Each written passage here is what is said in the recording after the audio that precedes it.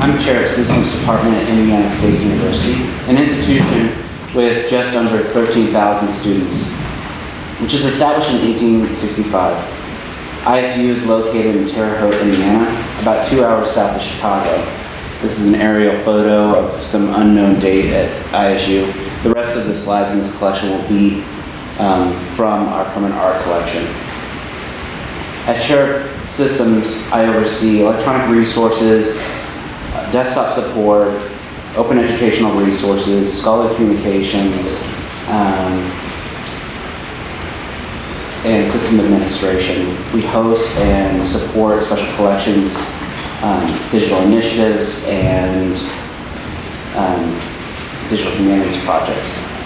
In 2016, the library inherited the university's permanent art collection, consisting of mainly prints and photographs from the art department. The collection's strengths include pop art, works progress administration, and contemporary American pieces. The collection had inventory using an old version of FileMaker Pro that we had difficulty migrating and extracting. One of the reasons it came to us from the art department was that it had a series of students running the projects. The provost wanted the permanent art collection to have a consistent staff person assigned to it, and decided the library should help in the process of creating quality metadata and selecting and managing a stable platform.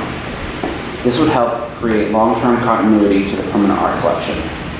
Based on the existing inventory within the FileMaker Pro database, we projected that there were about 1,000 objects. The permanent art creator established the size of a working copy, an archival digital file, and I took the number, multiplied it by the inventory size that we knew, and doubled that, planning for some growth in the collection. The collection was not planned to grow substantially in size. It was suspected that some of the pieces in the inventory may have been misplaced at faculty members' homes. We constructed a 15-page project plan based on the initial outline of the project. We went into the project understanding that we would need to find and verify the existence of every object to ensure it was on campus. The main project scope was to create an inventory of digitize all the pieces for insurance purposes. This describes the project as it was initially planned.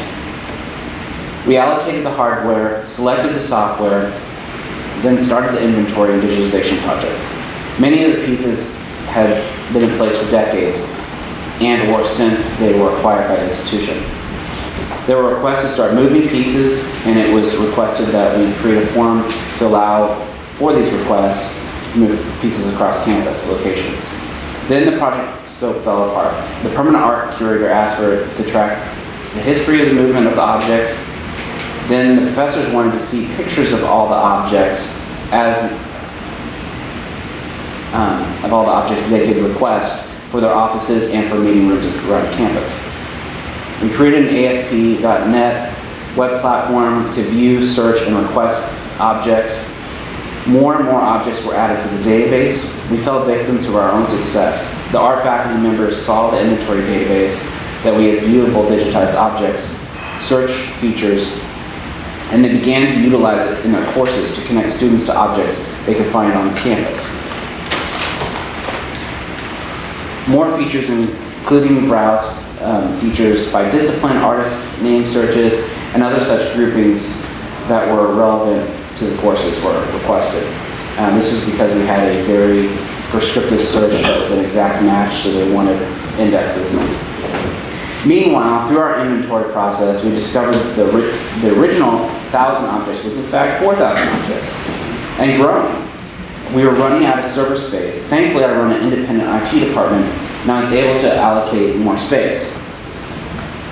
We discovered a collection of provenance documents that we decided to scan and associate with each object. The Embark database was locally backed up onto the permanent art curator's desktop. That crashed midway through the project, which contained all of the existing metadata up until that point. The data was thankfully recovered. We then put it on both cloud storage and a preservation copy. For processing the collection of metadata records, we were using Embark and then outputting a flat XML file that we used internally to develop the search and display platform for campus. We were very happy with the Embark product, its functionality and support through gallery systems. We had web publishing, they have web publishing solutions as well, but we had highly specific needs, and we had web developers who were interested in working on the project. During the bid out phase, we considered two platforms, Museum Index Plus and Gallery Systems. We're highly impressed by the features of Museum Index Plus, but our procurement office made it a challenge to contract with international companies. The platform we developed is still rudimentary. We want to enhance the search limiters. We have a problem with certain escape characters, which displaying TIFF images. We're debating on whether to allow search engines to crawl our objects and the copyright implications of that. We're also currently debating on how much provenance information to include online and with publicly accessible database records. Our working copies and archival copies are about 3/4 of the way digitized, and the metadata to describe them. Our provenance file is about halfway done and associated with our works. As part of the student engagement and strategic goal, the students walk around campus with laptops conducting regular inventory and condition checks. The library is one of the largest employers of student workers on campus. We're familiar with processing, managing student workers. We have metadata professionals, programmers, preservation experts, and the platforms to support this kind of project. In addition, liaisons and instructors in the library can take the opportunity to expose these works to a greater audience. Even beyond that of the art department. As we continue to develop the permanent art collection as a library resource, we continue to grow the collection by purchasing and supporting local artists. Our permanent art curator is now diversifying the collection. Our provost has provided great financial support, and my lead developer, Paula Say, has been crucial in this project. This has been a group effort. Thank you very much. This is my colleague Heather Johnson, who has worked in libraries as a librarian since 1993. She has a postgraduate diploma in information management, and for about the last 10 years has worked at the National Museum of the Royal Navy. She used to be the Royal Navy Museum, and she's now curator of archives. And Alison, who used to work at the Royal Navy Museum, really Royal Navy Museum, went on to work at many other archives, including at Newcastle, Chatston Dockyard, Hampshire, and for the last few years I've been working at what was the Royal Marine Museum as their art curator. So the museum is actually formed of 6 museums. It started in 2009 from the Royal Navy Museum in Portsmouth, the Royal Marines Museum, which is in East Portsmouth, the Fleet Air Museum, the Royal Navy Submarine Museum, Spoken Museum of Naval Firepower, I'll never get that one right, and our HS Warrior collections of 1860. We just finished decamping her collections off the ship because an iron hull ship is not great storage. We've got affiliates, which include HMS Unicorn in Dundee, we've got HMS Caroline in Belfast, and the Coastal Forces Heritage Trust, and Chiefly up to Hartlepool and others. Right, so a quick overview of the image collection, starting with the art collection. We have over about 6,500 images within the art collection. What we do sort of have a nice content of is images that were created by people who actually serve in the Royal Navy, which includes the Royal Marines. And this is just a slide showing an example of this. So on the far right here you have a self-portrait of Captain Guy Griffiths, who was in the Royal Marines. He was a quite well-known Royal Marine aviator, because the Royal Marines do actually fly as well as everything else they do. He's also one of the first prisoners of war during the Second World War. He was captured in September 1939, about 10 days after the war started, when his aircraft crashed. And this is a self-portrait of an in Starlight Loft 3, one of the prison camps in what is now Poland. To the left there is an example we've put up of a selection of about 174 letters by a stoker called Walter Granger, who served on a sloop of the China station, HMS Daphne, in the 1890s, and this is one nice example of letters that he sent home to his fiancée Edith. Down at the bottom there, it's another Royal Marine artist, a chap called Captain James Patel, who served at Trafalgar. He was on a HMS Tonnant, which was a second rate at Trafalgar, but he also was a very skilled amateur artist, and that's a painting he did of a warship and a sailor standing there with oars from about 1820. Above the slide there shows Vice Admiral Sir Roderick Macdonald's image of the control room of HMS Renown submarine in about 1981. And to the right of that is a painting of the Northern Patrol by leading signalman Philip Liddell, who was actually later became a bank manager. He was in the RMVR during the First World War. Moving on to fine art, so we've got a collection of about 6,500 fine art image items within the collection. Cover the late 17th century through to the present day. All sorts of images. This is just a selection. The ones that are shown here, the two portraits are quite interesting. The lower one obviously is a Royal Marine, Lieutenant George Dyer, painted by George Thomas Northcote in 1780. Fine portrait bought at sale at Sotheby's about 15 years ago from the collection of Elton John, one of his many collections. And the one above it is it's Midshipman John Wyndham Dalling, who yet again was another Trafalgar. He fought at Trafalgar as well as a midshipman, so he was on HMS Defence as about 14-year-old at Trafalgar, and that's a painting by George Henry Harlow, who was a noted portrait painter. The other image is this one here is from the Fleet Air Arm Museum collection. It's called Death of a Sea Hurricane by an artist called Brian Withams. The one below is from the Submarine Museum collection, which is a Swiftsure-class submarine sailing at the sailing past an aircraft carrier at the Fleet Review in 1977. That's by an artist called Penelope, I think it's Young, I'm not sure. And then on the left there's two more Royal Marine images. The bottom one is a Wessex, a Westland Wessex helicopter out in Borneo in the 1960s with the what are now termed the Fleet Air Arm pilots were named the Junglies because they were out in there fighting in the Indonesian confrontation. And that's a painting by a chap called Marshall showing the fact that we had the Fleet Air Arm and the Royal Marines all in situ there. And the one above is an 1840 sailors and Marines going ashore during campaigns off Syria in 1840. So that's just a kind of diversity of some of our fine art collection. Decorative art, we kind of don't have decorative art at all. We have it across all the collections. We do have a very range of, say, some of it's commemorative art. So we've got a very nice 15-inch modern howitzer on left in silver. And then we have a nice 2011 piece done by Jan Breyer for a piece of work we were doing. We've also got political art caricature with Toby Jones. We've got John Jellicoe, Churchill and Admiral Beatty from the First World War. We've got the Wren's memorial window and we have a sweetheart brooch given by a Royal Marine officer to his wife. I'm very gold, very nice. Then moving on, just recently last year the Ministry of Defence art collection was dispersed to a number of national museums, including National Maritime Museum, government art collection, but also including ourselves down in Portsmouth. So we took on a significant number of items from this collection and it was transferred to public ownership to national museums. These are just a few examples.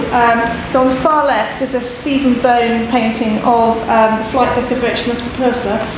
Stephen Bone is Muirhead Bone's son, and was at that point working as a war artist. In the centre there is, I think it's relatively clear, but it's a Richard Urich painting of HMS Vanguard, which was the Royal Navy's last battleship sailing out of Portsmouth when it famously sailed out of the city in 1960. And there's some very famous visual images within our collections as well of that occurrence. On the right here is a Charles Padday. This is the Diamond Jubilee Review in 1897 of Portsmouth. This is Portsmouth Harbour at the bottom here, which is by John Christian Shetke, who was employed in the city as he was actually employed in the Royal Naval Academy as a professor of painting. But you can just see here nicely the number 10 storehouse, which is one with the clock tower on if you ever come to the historic dockyard. That's still in situ. And on the left we've got Queen Charlotte, which was the famous ship from the Glorious Burst of June, but painted in 1790 there. That's the Queen Charlotte battleship. Moving on to photographs, quickly, we've got over 2 million photographs in the collection, ranging from the earliest photographs we have from the 1860s, right through to digital ball material that we're now receiving in from people who've served more recently in the Royal Navy and in the Royal Marines.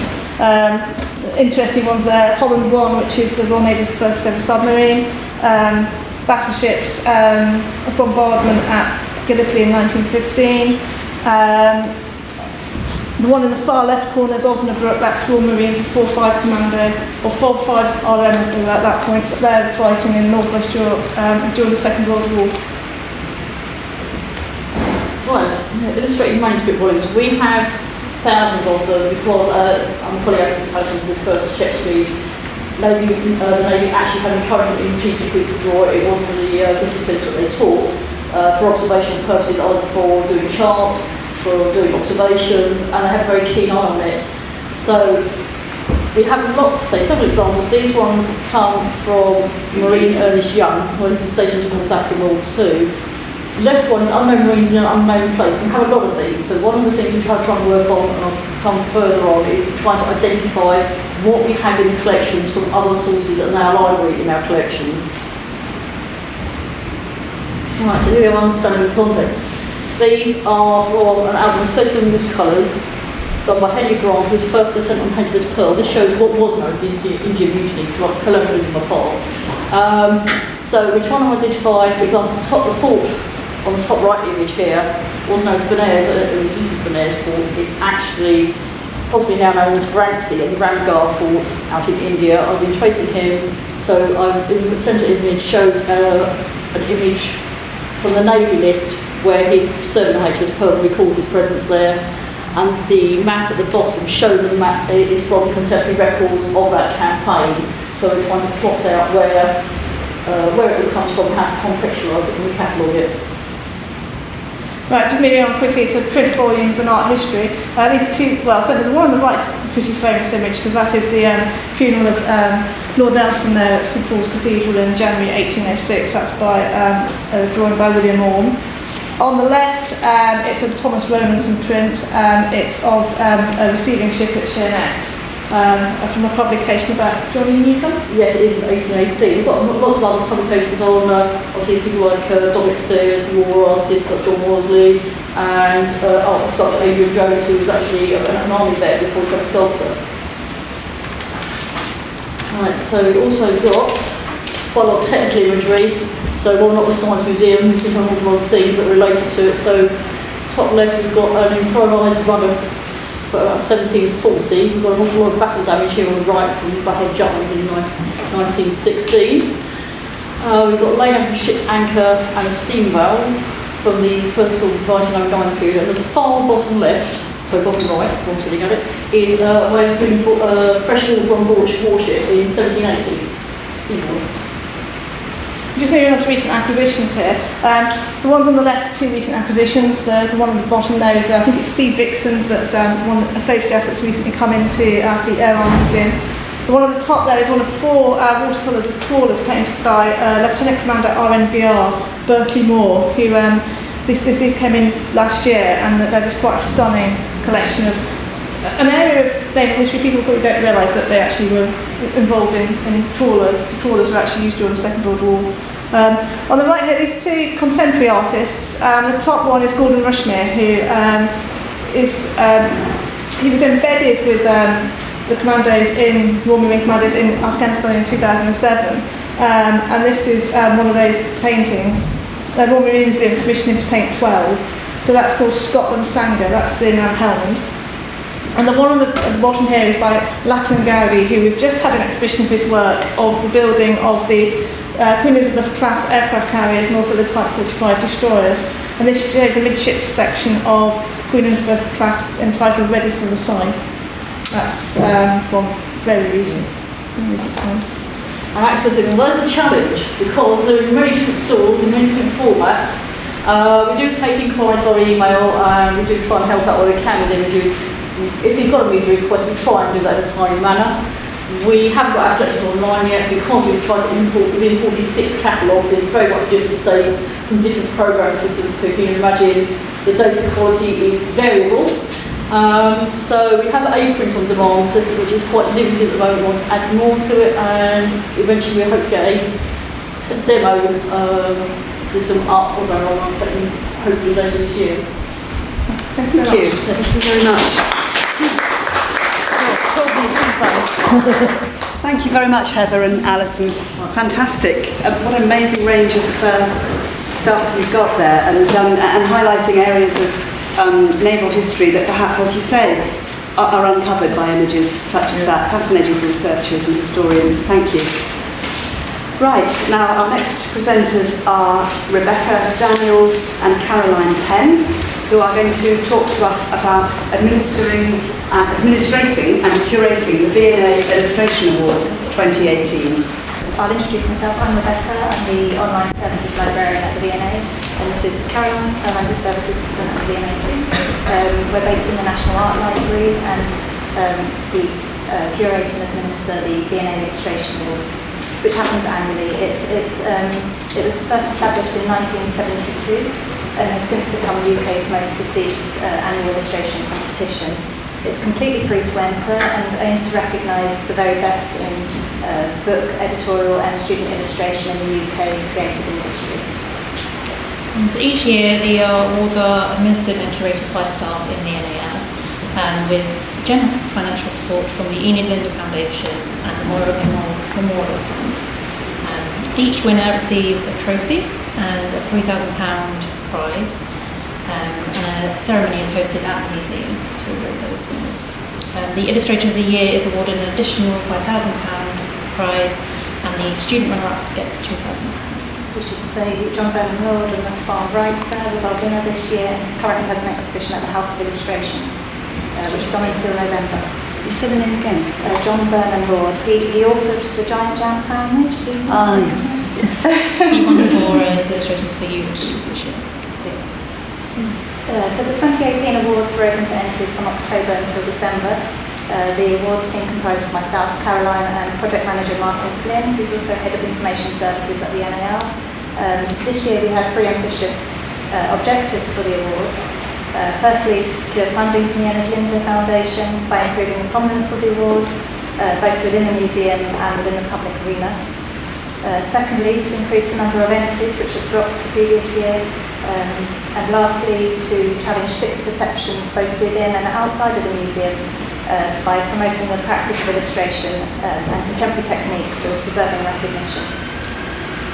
So firstly, to improve the prominence of the award, we secured a gallery for 6 weeks. You can see it on the screen there. This display previously occupied the library landing, which is a relatively small and poorly lit transit space. So this year the project manager was chuffed to be able to secure Gallery 88A on the 3rd floor of the museum, just off metalwork and paintings. It provided us with more wall space, and this allowed us to display the entire student shortlist, meeting the V&A's founding aim to encourage and inspire future generations of artists and designers. Promotion was also through social media channels. Working with our contact in digital media, we were able to produce eye-catching videos, and we were able to respond to any comments that we received through those channels to encourage interaction and boost viewing figures further. Digital also promoted, as you can see on the screen here, the Illustration Awards shortlist and the winners announcement on the main V&A homepage. We also carefully selected our judges this year to improve prominence. This year's judges were comedian and broadcaster Frank Skinner, who you can see on the screen there. He was very popular at the awards ceremony. Museum director Tristram Hunt and editor of Artists and Illustrators Sally Hales. The student judges were Martin Collier, an art director, and last year's winner of the Illustrator of the Year award, Richard Allen, who also teaches at Bournemouth. Other steps were taken to improve prominence of the awards. We met with the press team to agree strategic dates when to release the shortlist and the winners' announcement so that it didn't conflict with other V&A activities. The word illustration was made a hot word on the V&A website, so the search function on the V&A website is relatively new. If someone searches illustration, V&A Illustration Awards is the first option that appears on the drop-down menu. The V&A Illustration Awards branding was revised by a 2D designer. It was on the first slide, and you can see some of it here.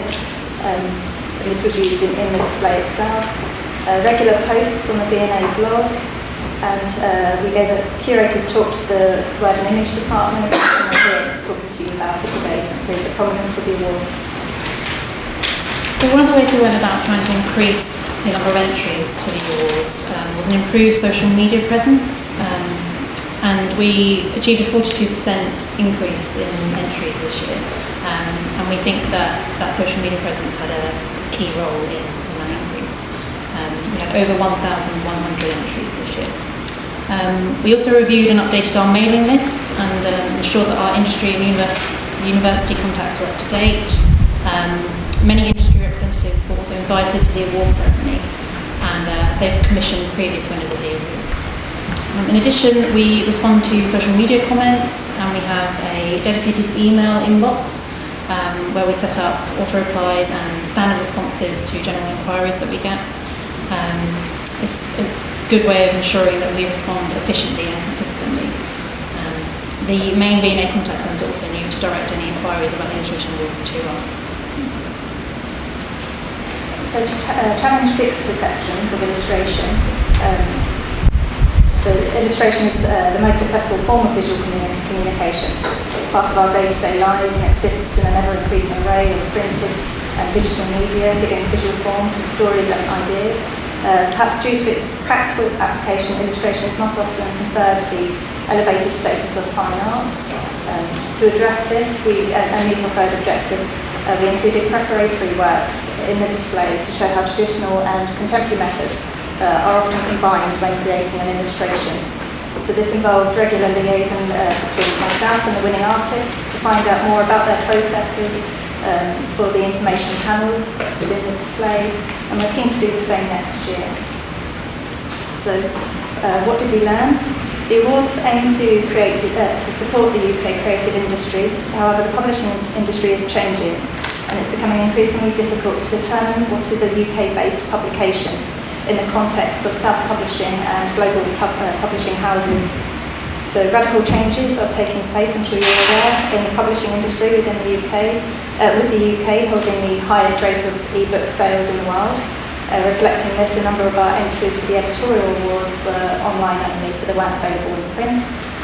Sales of UK newspapers have declined by 50% over the last 15 years, and magazine sales have fallen by 50% since 2011. Companies such as Blurb and Lulu offer everyone the opportunity to publish.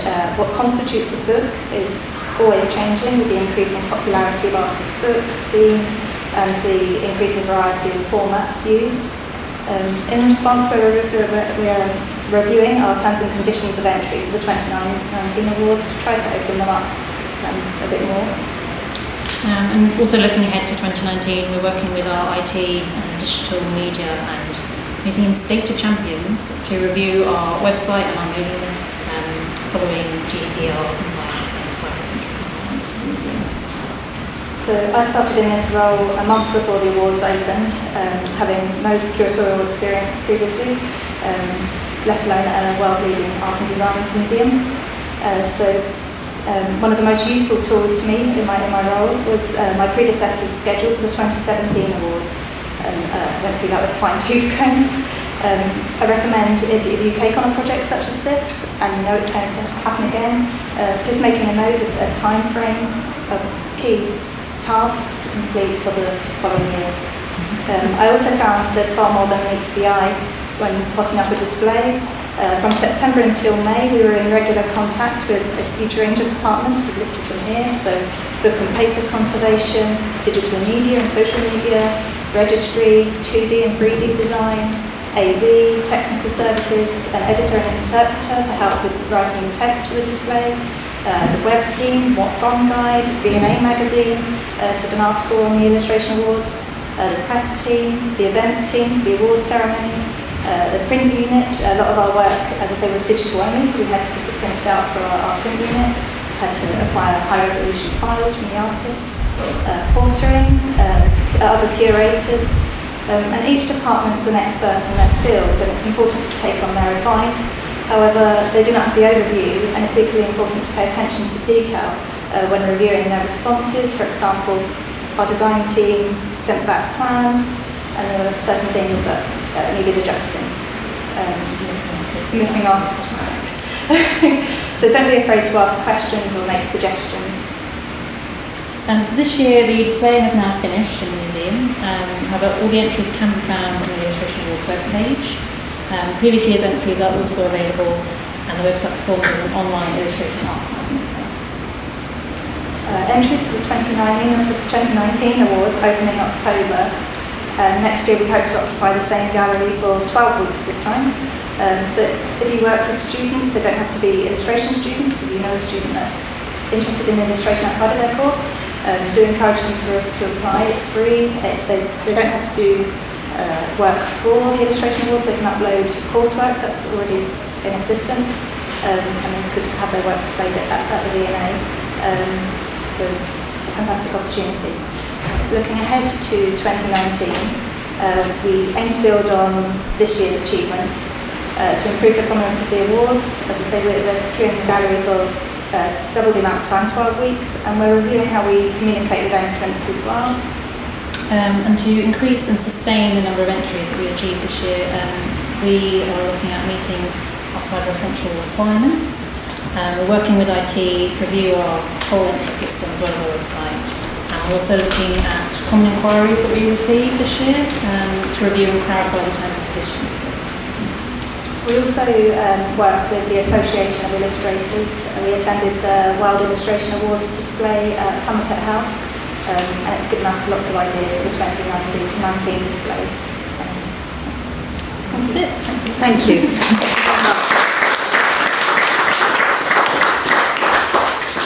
Thank you very much. That's a really interesting talk. I work 5 minutes walk away from these things, and everyone knows how difficult it is to get to things in your lunch break. But I vow to make a better effort next year that they're on. And it's good to see at least 2 names from the Royal College of Art in their list of illustrators: Laura, Carlin, and Sarah Finelli. So it's good news.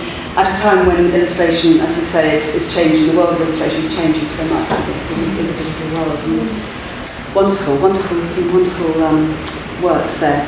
So we've got some time for questions. So has anybody got questions for our speakers this afternoon? Sorry. Hi, yeah. I was just wondering about the Illustration Awards. Does the library acquire any of the illustrations? Yes, we acquire all published works. Okay. And students have been commissioned by the V&A for various projects. So last year's student winner is currently designing a series of book covers for the V&A's first ebook series. And the student runner-up is doing work actually applied by our some drawings department as well. Okay. There's a question, we have at Frankfurt am Main, the German Architectural Museum, who hosts an exhibition about the best book concerning architecture. And they cooperate with the book fair. Do you thought of a cooperation like this? To cooperate with something like a book fair, something, an event outside the museum? We're doing an event soon on botanical illustration within the museum. We're trying to develop our relationship with the Association of Illustrators and this to talk about events within schools, but that's very much in the draft stage. Because they get stand on the fair. That's a very nice place to be and to present about the book award, also the institution itself, to a wide public. So we would like to go out to universities and encourage students to apply. They've got nothing to lose. Sorry, I realised I should have asked you all to stand up here. That's the format. So, are you happy sitting there, or do you want to come up to the front? Come up to the front and then people can see you. That's the way the others have done it, so I'll stick to the format. Yeah, this year we were able to show our full student shortlist rather than just the winners in our display, so that was quite a key thing for us. We're really trying to encourage students to enter the competition and use it as a way to announce themselves on it. as Caroline was saying, at the awards ceremony, we have a lot of people from the publishing industry. So the student shortlists were able to mingle and talk to quite a lot of the publishers, and I think that's hopefully something will come of that.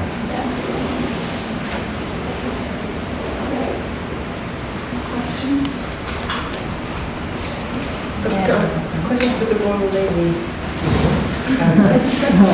What sort of users what's your sort of user profile, or is it quite mixed? What sort of people come? Quite mixed, because we have obviously history magazines come in, and they quite often get asked for images, like you get things like BBC History or on Channel 5 are doing a series on maritime history at the moment, so we've got requests for imagery from that.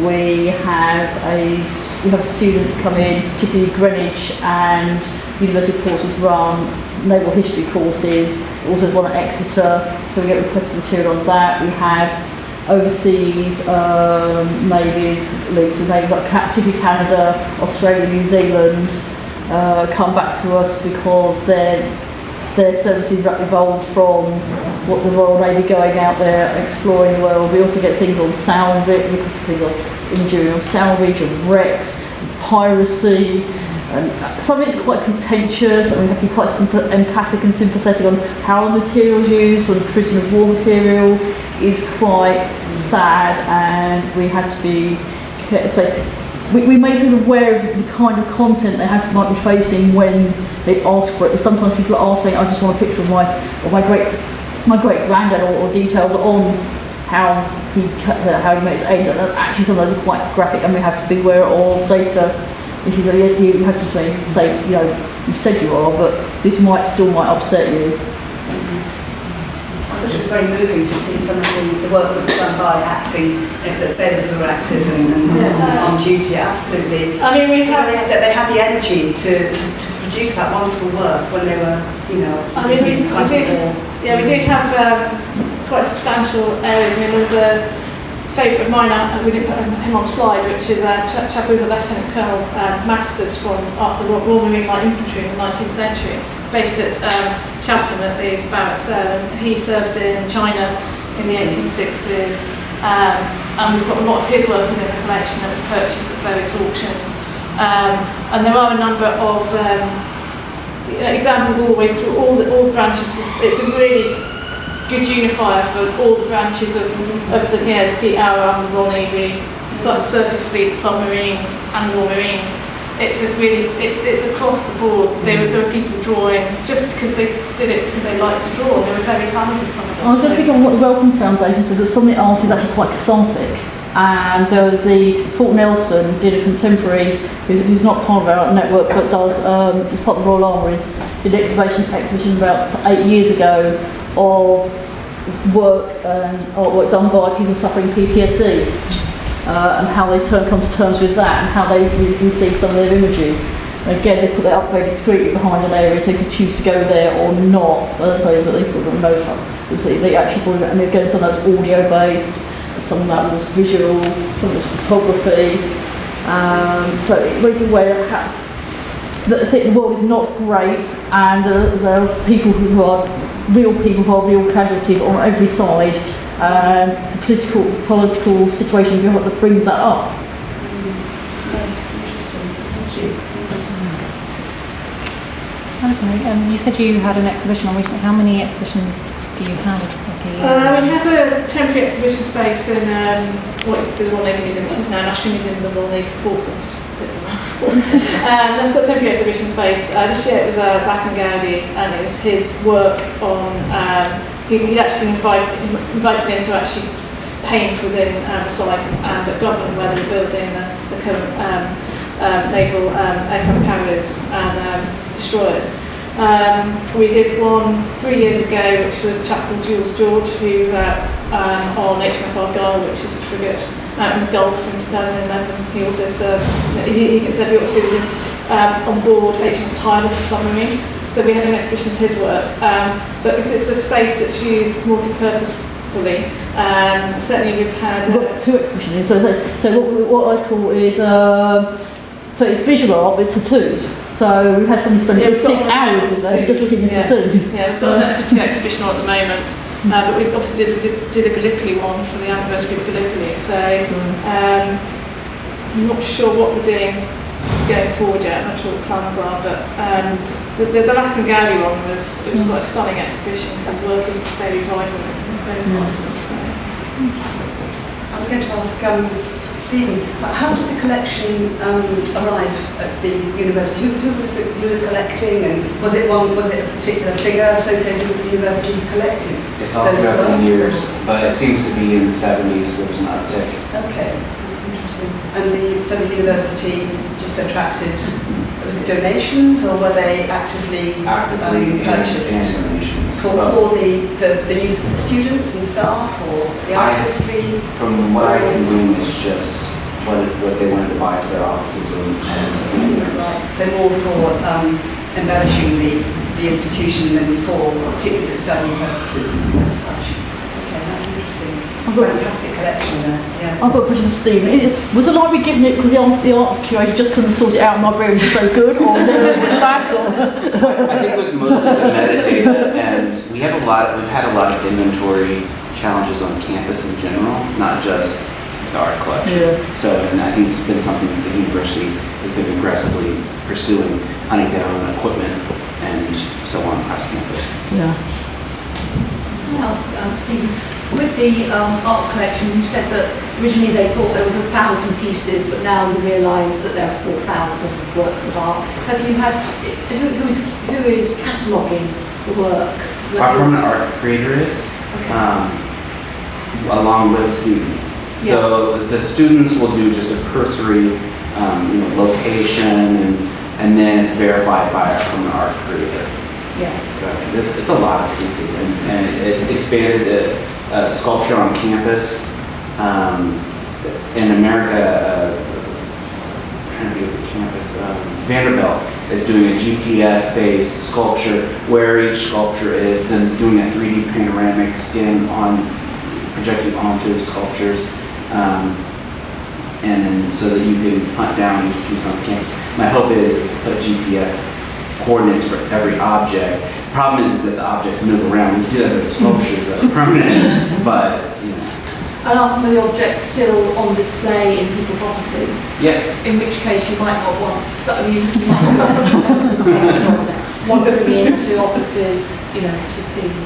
Yeah, and the provenance, there was interesting privacy issues with the provenance data that we don't necessarily want all of the donor information out there. Yeah. So just following up, you were saying about copyright, you're looking at now, obviously you've invested a lot of time and obviously money into the systems to do it, and you want to realise that as a possible asset by, say, selling some of the imagery, obviously with rights. Do you get rights now, any acquisitions there, do you get the rights signed to you, or do you have to have an agreement? I'm particularly concerned with Andy Warhol's. Yeah. And any kind of access digitally for those objects. Yeah. But yeah, we're debating it currently, and whether we have to reach out to each organization and get permission. There are some that want to just throw up TIFF images. Yeah.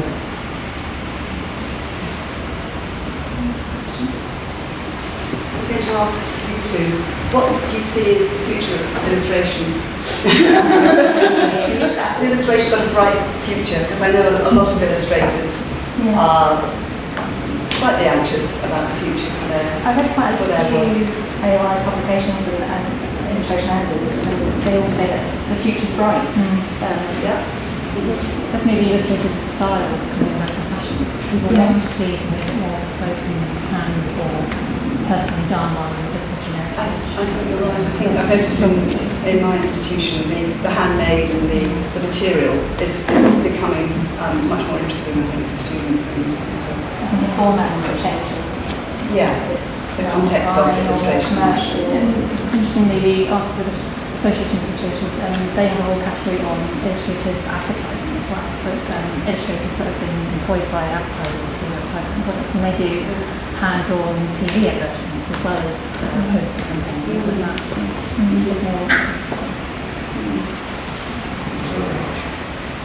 Are there any more questions? Well, thank you very much. Fantastic talks.